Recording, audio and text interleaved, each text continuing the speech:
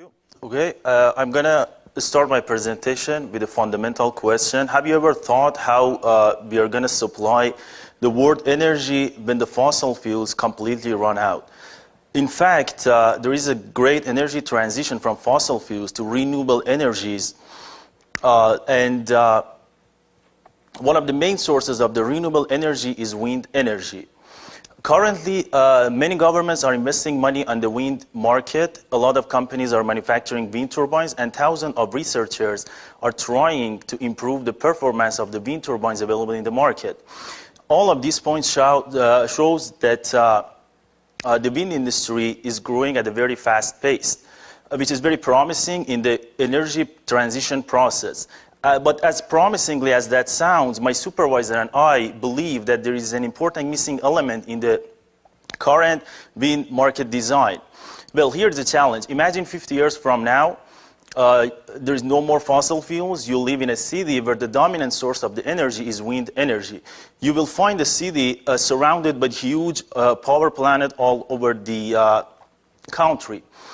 Unfortunately, we will be facing such a situation if the wind market invests on these enormous wind turbines, as you have seen lots of them all over the country, for example, by the 401 road. These wind turbines, which are called horizontal axis wind turbines, and you can see them in the left picture of my slide. These wind turbines occupy a lot of space on the ground. Needs a lot of space. But unfortunately, this is not the whole story, and the situation is even worse. In fact, since the first wind turbine uses more than 60% of the fresh wind energy, so the wind stream behind the first unit needs some distance to recover its energy to attack the next wind turbine. So we need a lot of space around each single wind turbine, which causes a serious challenge of land usage. On the other hand, there is another kind of wind turbines called vertical axis wind turbine. As you can see them in the right side of my right side of my presentation. These wind turbines are much smaller, both in diameter and height, and they require less space. For this wind turbine, the situation is even better.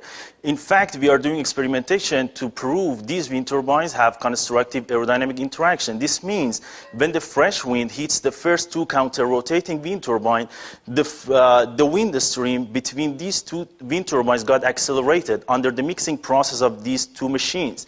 This accelerated wind could benefit the third wind turbine located downstream, and the same process for the other wind turbines downstream. As an overall comparison, the maximum output possible power from the vertical axis wind turbine is 3 to 10 times higher than the horizontal axis wind turbines. Thank you.